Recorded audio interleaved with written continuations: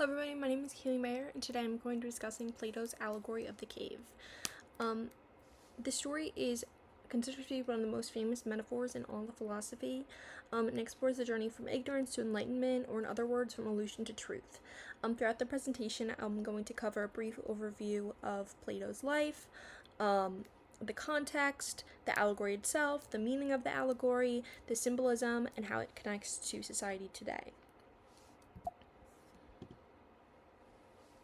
So just to start off the quote, most people are not just comfortable in their ignorance, but hostile to anyone who points it out.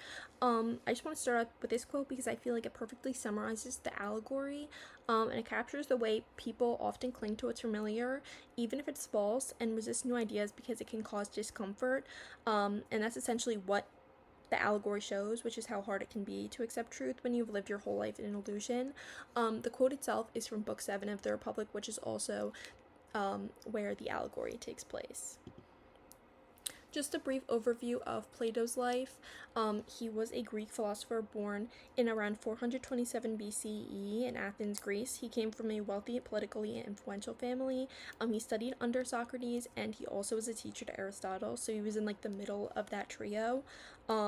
He witnessed a lot of horror and essentially the worst of people in his life. He grew up during the Peloponnesian War, which was the war between Athens and Sparta, which was a very tumultuous time in Athens, Greece, and just Greece as a general. Also, his teacher was eventually executed, which helped to form his distrust with democracy, which was a central portion of the Republic, which is a book that the allegory is in. Plato believed in two primary levels of reality, which was the world of forms, which is the unchanging and eternal, and the material world, which is imperfect and temporary.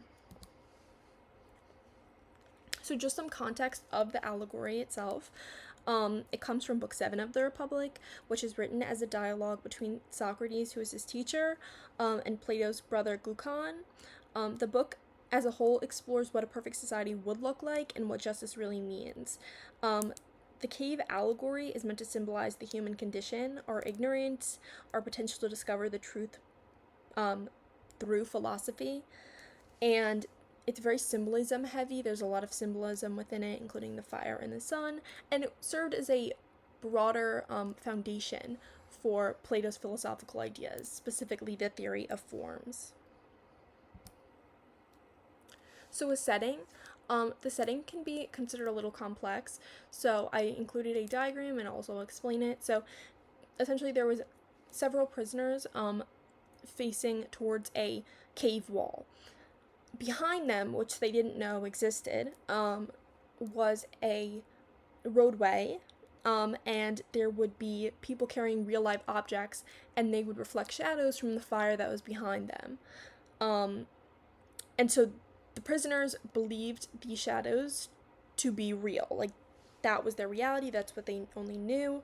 And they were chained there since birth. So that was their entire reality. And it can serve as a symbolism for sensory perception, disillusionment, ignorance, misinformation, and more. So part 1 is ignorance. So the prisoners spend their whole life viewing this wall. They were in the cave since birth, chained up. So this is what they perceive to be real. So they're relying on their senses, and they see these objects, which are the shadows, and they believe that that is reality. The illusion is primarily built on their lack of information of the fire behind them and of the real objects that are casting the shadows on the wall. And the prisoners are unaware of the presence of these objects, which can really kind of help to create a picture of how they didn't really know what was going on. They were only faced to one side. By putting all their trust into appearances and what their senses perceived, it represents complete ignorance, which is considered the lowest stage of knowledge. Most modern-day individuals actually remain in this stage, accepting societal norms and surface-level truths without any question or opposition. Part 2 is the awakening. So this is when one prisoner is freed by an external source.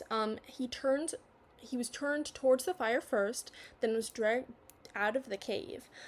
So he felt immense pain from the fire in his eyes, eventually the light in his eyes. He was extremely confused and he was in denial at first. Eventually he realizes that everything he knew was false. He saw the real objects, he saw the fire, so he was able to understand that the shadows were not real and there was real objects behind them. And even though viewing the fire and viewing the light did cause immense pain for the prisoner, it was the first step towards acquiring knowledge and acquiring the truth. And this stage represents the beginning of that awareness and those thinking skills. And it can also help to show that education can be painful and difficult, and it requires strength and knowledge to question old beliefs and accept new answers, even if it goes against all you've known. Part 3 is the ascent. So after he's dragged out of the cave, he enters the world above, which he had never seen prior. The sunlight causes more pain to his eyes, and he learns to gradually adjust to the newfound light. He views the sun as the source of a metaphorical and literal sense of truth, life, and light. So the ascent mirrors the philosopher Plato's external journey towards understanding complex truths on reality and perception as well. Also, it represents the liberation of the soul from discovering the truth even after the ignorance you once had. The climb can be very difficult and painful, which showcases how enlightenment requires effort and persistence. Part 4 is their return.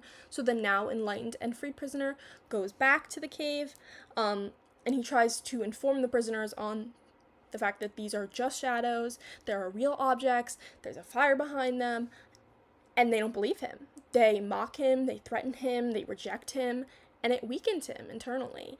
And his eyesight begins to actually now suffer from being in the darkness and readjusting to the cave, and he can't see the shadows as what he once did after being exposed to this newfound light. And it can show that many prefer illusions over being uncomforted. And now the freed prisoner believes it's his burden to educate. And the final stages highlight this cycle of enlightenment from ignorance to knowledge.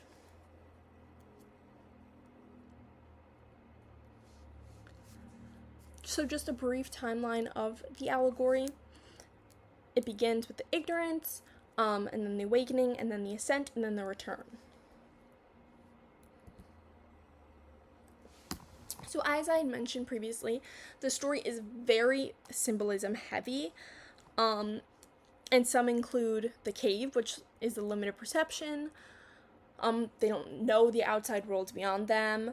And the change, which represents their limits and attachments because they limit their knowledge in a physical sense and an intellectual sense. Shadows represent the false realities and illusions. The fire is artificial truth. The sun is the ultimate form of good. The prisoners are accepting what appears to be. Darkness is ignorance, confusion, and illusion. And light is knowledge, truth, and enlightenment.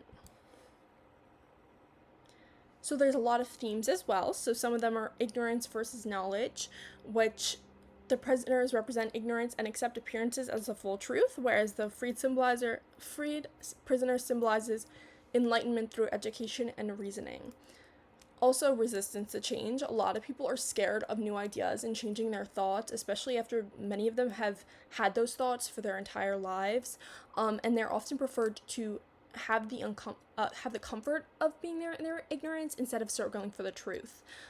Reality versus illusion. The shadows on the wall represent how people accept false realities without ever questioning them.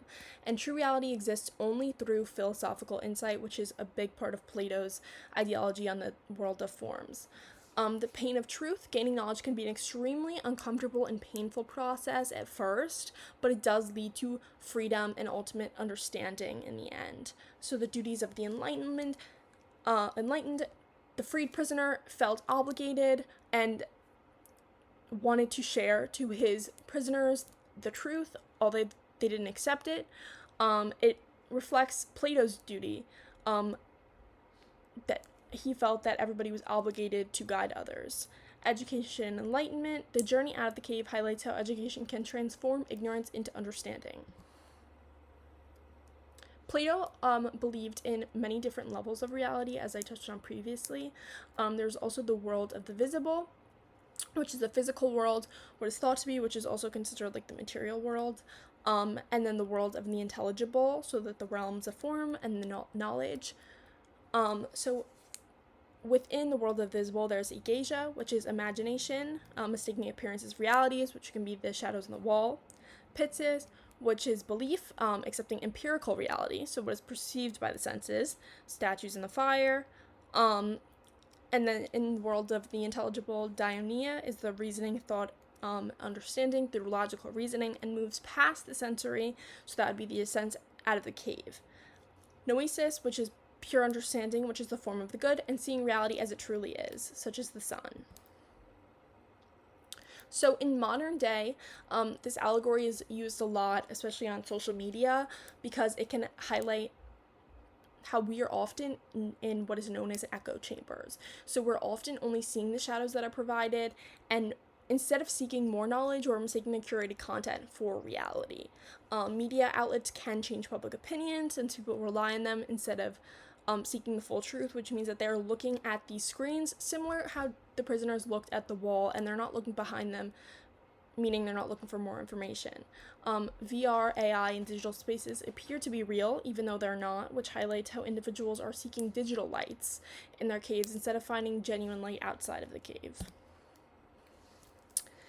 As you may have noticed, my slides were in black and white, and even though it was only a filter, it could have been accepted as truth.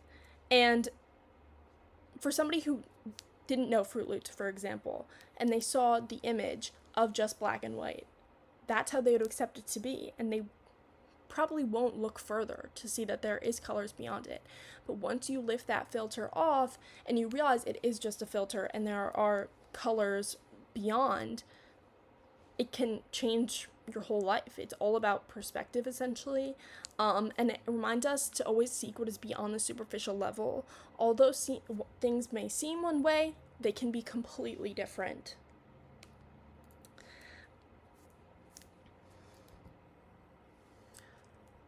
Multiple choice questions. In modern terms, what aspect of today's world best represents the shadows on the wall that were present in Plato's Allegory of the Cave? A. Scientific research. B. Philosophical discussion and debate. C. Social media feeds. D. Streetlights illuminating a dark alley. And what does the sun ultimately symbolize in Plato's Allegory of the Cave? A. The sensory worlds beyond the cave. B. The form of good. C. Human logic and reasoning. Or D. The physical sun and the actual light it emits. Thank you so much for listening, and I hope this presentation gained you some knowledge on the allegory of the cave, but also to look past appearances sometimes and to understand that in order for something to be fully understood, it must be investigated and thought about critically and